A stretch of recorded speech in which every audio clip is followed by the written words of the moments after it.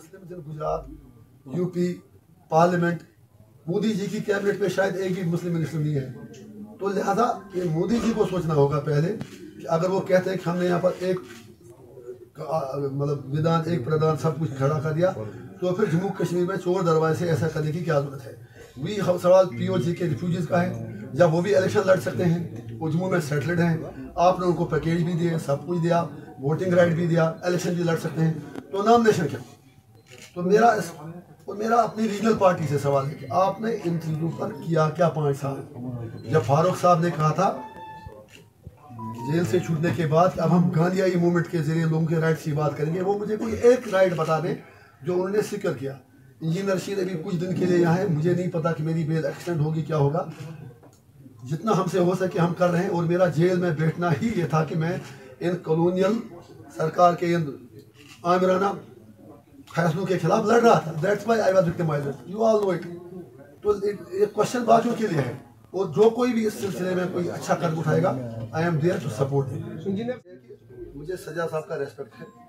मैं तो सरकारी नौकरी करता था 2008 तक। इलेक्शन से पहले 5 दिन मैंने नौकरी छोड़ी, वो तो बाइकाट पर थे। अगर आपको याद होगा 2008 में वो बाइकाट मुहिम चलाते थे, तब वो गिलानी साहब से ज़्यादा बाइकाट के चैंपियन थे। तो ये कोई बात हजम ही नहीं हुई।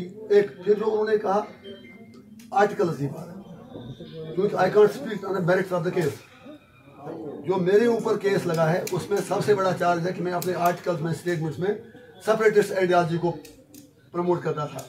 तो अगर सजाद साहब का कहना सही है, वो मेरे आर्टिकल लिखे थे, तो फिर मेरी NIA से बात से गुजारिश होगी कि अगर सजाद साहब का कहना सही है तो वो मेरे आर्टिकल लिखे थे, फिर तो उनको जेल में भेजा जाए। फिर वो आर्टिकल भी लिखे थे, लिहाजा UAPA में उनको बुक किया जाए। मेरी गुजारिश है ये सरकार से।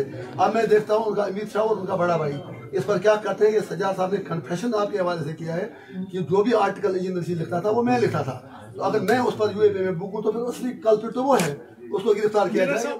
मुझे हाथ जोड़ के करना चाहूँगा, जब आपको दोस्ती करनी होती है तब हमें पता भी नहीं चलता, जब दुश्मनी करनी होगी तो कश्मीरी लोग बीच में लाते हैं, जब इंडिया को पाकिस्तान को गाली निकालनी होती है तो हमें पाकिस्तान प्रॉक्सी कहते हैं, जब पाकिस्तानियों को इंडिया को कुछ करना होता है तो हमें सताते हैं।